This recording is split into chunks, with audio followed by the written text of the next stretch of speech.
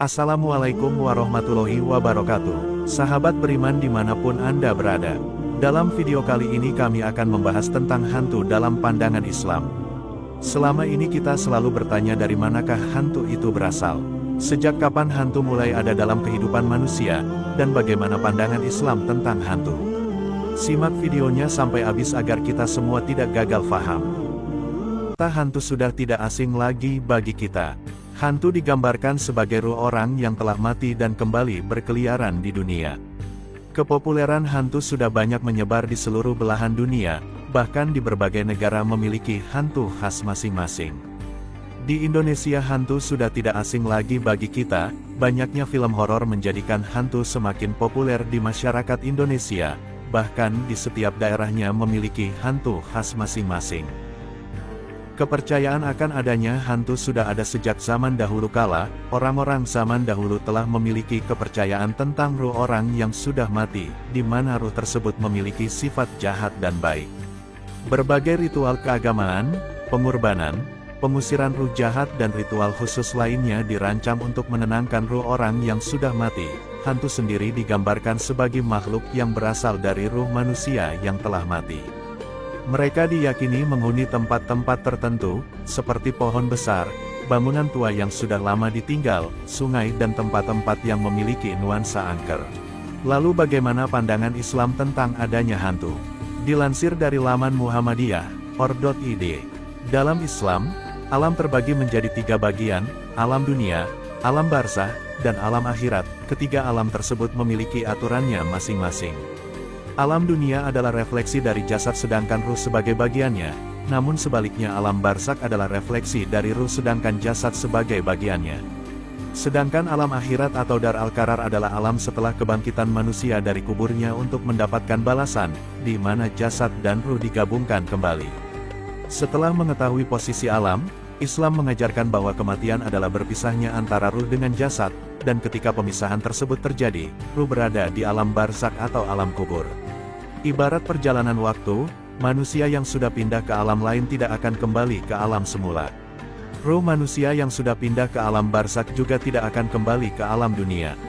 Inilah mengapa dinamakan barzakh, yang berarti pembatas antara dua hal, dan di sini maksudnya pembatas antara alam dunia dengan alam akhirat. Dari penjelasan tadi, dapat kita simpulkan bahwa manusia yang telah meninggal, ruhnya tidak akan kembali lagi ke alam dunia. Lantas apakah selama ini hantu itu ada dan dari mana hantu itu berasal? Selama ini kita sering mendengar orang-orang yang pernah melihat penampakan hantu yang berasal dari ruh manusia yang telah meninggal dunia. Jika penampakan itu terjadi di depan mata kita, ketahuilah, sesungguhnya penampakan itu bukanlah hantu yang berasal dari ruh manusia.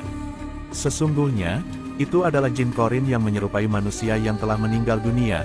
Dilansir dari liputan6.com, dalam ajaran Islam, jin korin memiliki tanggung jawab untuk membimbing manusia menuju kebaikan atau keburukan. Meskipun dapat menjadi sahabat setia yang mendukung perbuatan baik, jin korin juga bisa menjadi pemicu seseorang terjerumus dalam dosa dan perilaku buruk. Oleh karena itu, peran jin korin memiliki relevansi signifikan dalam keseharian manusia.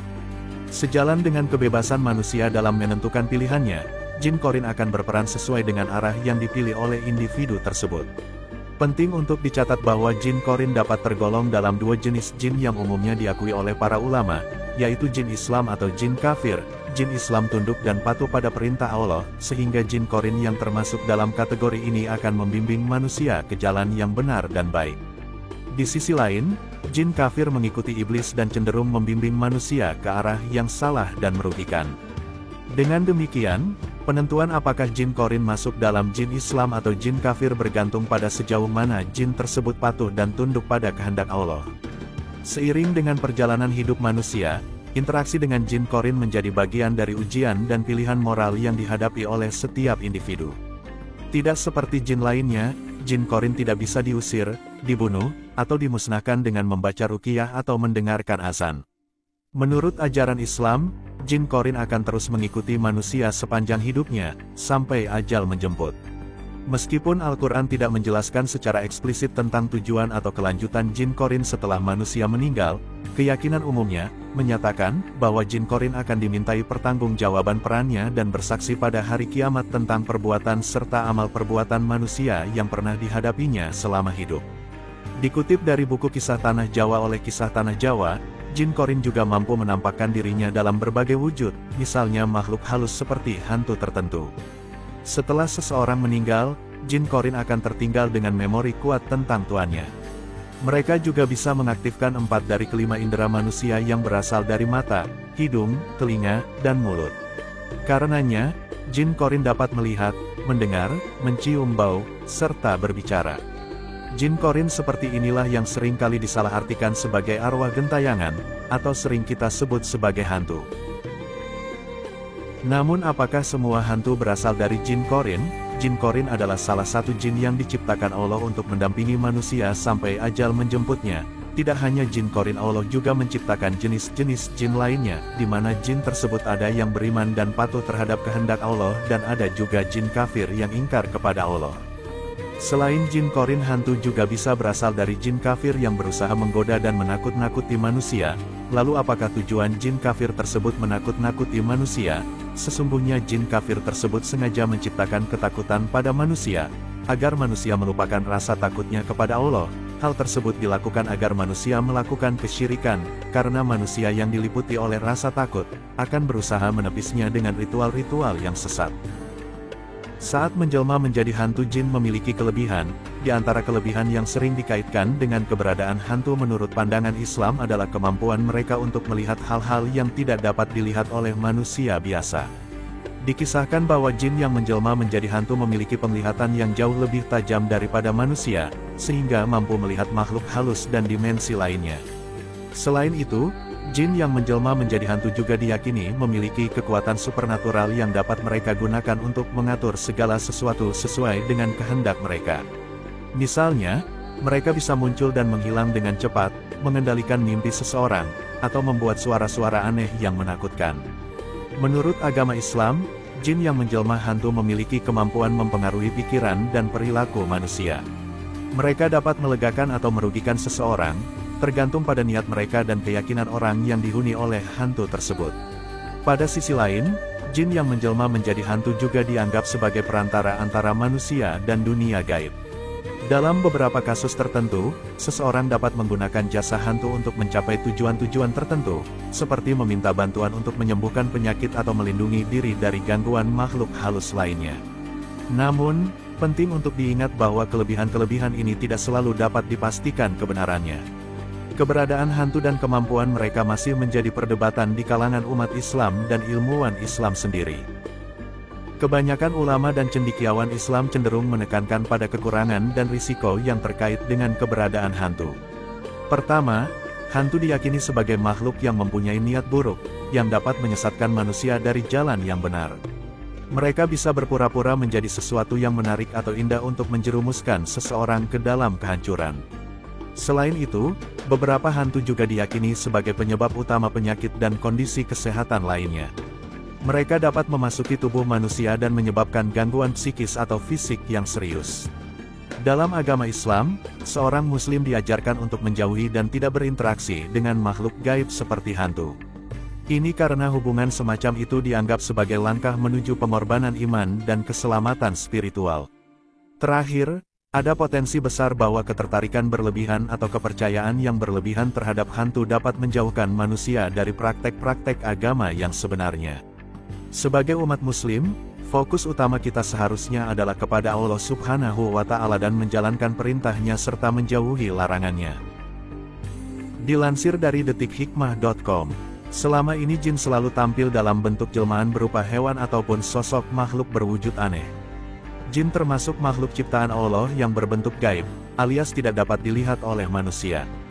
Jin punya banyak trik untuk menggoda manusia selama di dunia, termasuk mencoba menunjukkan diri agar tampak menakutkan. Dikutip dari buku, Anda Bertanya Islam Menjawab, oleh Muhammad Mutawalli Sakrawi, jin dalam bentuk aslinya tidak dapat dilihat oleh manusia. Jin memiliki kemampuan untuk menjelma menjadi wujud hewan seperti ular, anjing ataupun keledai. Bahkan dapat juga menjelma menyerupai manusia. Jin yang menampakkan wujud ini bertujuan untuk mengganggu dan menakuti manusia. Dengan wujud ini juga para jin melakukan tipu daya. Hal ini dijelaskan dalam Al-Quran Surat Al-A'raf ayat 27.